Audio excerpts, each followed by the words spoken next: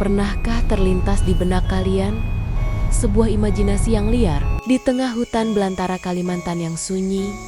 Di balik rimbunnya pohon-pohon raksasa, ternyata tersembunyi sebuah kota metropolitan yang peradabannya jauh lebih maju daripada Jakarta, bahkan lebih canggih dari Tokyo. Bayangkan, gedung-gedung pencakar langit menjulang menembus awan, kendaraan-kendaraan mewah melesat tanpa roda, dan jalan raya yang lebar dan bercahaya di tengah malam. Namun anehnya, semua kemegahan itu tidak tercatat di Google Maps. Satelit tercanggih milik NASA pun tidak bisa memotretnya. Kurir paket sering dibuat bingung karena alamat tujuan yang tiba-tiba berubah menjadi hutan kosong. Musisi papan atas mengaku pernah konser di hadapan ribuan penonton yang hilang dalam sekejap mata. Inilah misteri tentang kota-kota tak kasat mata di Nusantara. Kota yang konon dihuni oleh peradaban jin muslim yang sangat maju, atau mungkin ini adalah bukti nyata adanya dunia paralel atau multiverse yang bersinggungan dengan dunia kita. Assalamualaikum warahmatullahi wabarakatuh. Sahabat legenda, selamat datang kembali. Indonesia adalah negeri yang unik. Kita tidak hanya kaya akan budaya yang terlihat mata, tapi juga budaya tak kasat mata. Dari sekian banyak legenda urban yang beredar, ada 3 nama tempat yang selalu membuat bulu kuduk merinding, sekaligus memancing rasa penasaran yang luar biasa. Saranjana, Wentira, dan Padang 12. Hari ini, kita akan membedah tuntas misteri kota-kota gaib ini. Kita tidak hanya akan bicara soal mitos, tapi kita akan menelusuri bukti sejarah peta Hindia Belanda yang ternyata pernah mencatat keberadaan wilayah misterius ini. Mari kita mulai perjalanan kita dari ujung selatan Kalimantan, tepatnya di Kabupaten Kota Baru. Saranjana, nama ini sudah menjadi legenda hidup bagi masyarakat lokal. Warga di sekitar desa Oka-Oka percaya Saranjana adalah kota super modern. Cerita-cerita aneh sering terjadi di sini. Pernah ada kisah tentang alat berat yang dipesan dari Jakarta dengan alamat tujuan Saranjana. Alat berat itu sampai dan sudah dibayar lunas secara tunai. Namun ketika diantar, lokasi tujuannya hanyalah hutan belantara tanpa penghuni. Ada juga cerita tentang buah-buahan raksasa. Konon, buah-buahan di alam Saranjana ukurannya berkali-kali lipat lebih besar. Tapi, jika buah itu dibawa keluar ke alam manusia, ukurannya menyusut menjadi kecil. Banyak yang mengira Saranjana hanya dongeng modern. Tapi, ada bukti sejarah yang membungkam para skeptis.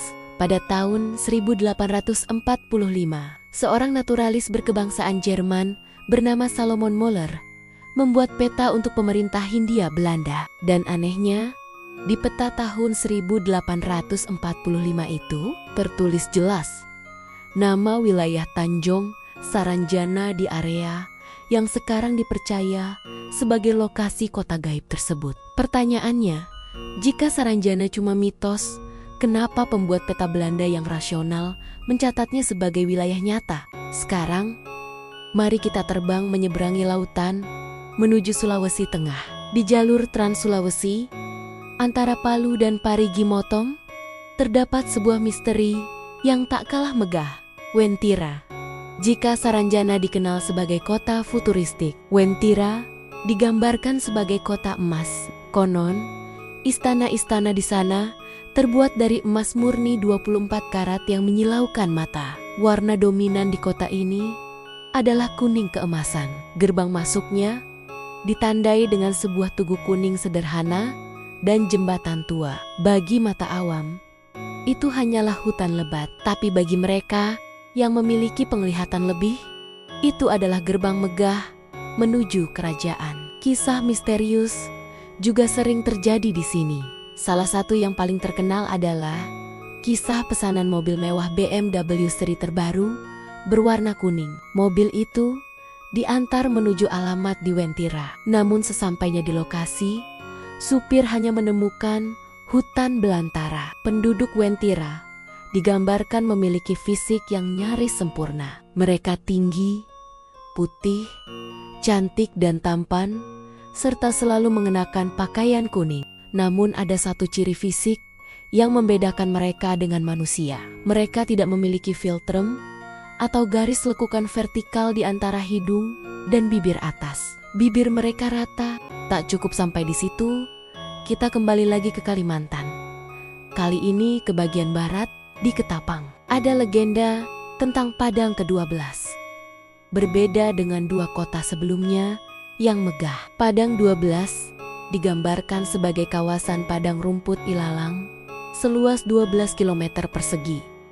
Di mata manusia biasa, itu hanya tanah kosong. Tapi konon, di dalamnya terdapat peradaban orang-orang Limun. Orang Limun ini digambarkan sebagai manusia suci yang jujur dan taat beribadah. Legenda menceritakan bahwa orang Limun kadang berbelanja ke pasar manusia menggunakan kunyit. Ajaibnya, kunyit itu akan berubah menjadi emas murni ketika diterima oleh pedagang yang jujur.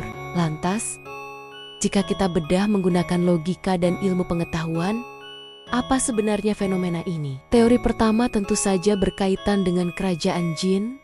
Dalam pandangan Islam, jin adalah makhluk Allah yang hidup berdampingan dengan kita, tapi beda dimensi. Bisa jadi, Saranjana dan Wentira adalah pusat pemerintahan atau ibu kota dari kerajaan jin. Kemampuan jin untuk memadatkan energi menjadi materi memungkinkan mereka membangun struktur yang terlihat megah. Teori kedua adalah parallel universe atau dunia paralel. Fisika kuantum modern mengenal teori multiverse, bahwa ada dunia lain yang berjalan beriringan dengan dunia kita di tempat yang sama, tapi berbeda frekuensi. Ibarat siaran radio, kita ada di frekuensi FM, mereka ada di AM.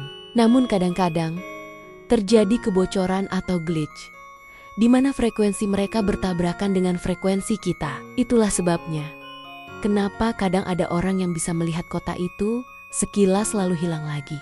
Terlepas dari apakah itu kota jin atau dimensi lain, keberadaan kisah ini mengajarkan kita satu hal penting, bahwa manusia bukanlah satu-satunya penguasa bumi ini. Ada tetangga yang hidup tepat di samping kita, hanya terpisah oleh selapis tipis tirai dimensi.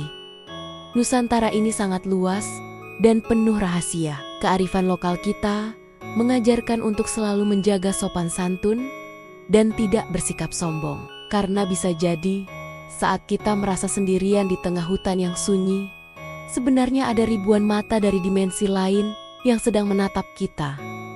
Bagaimana menurut kalian?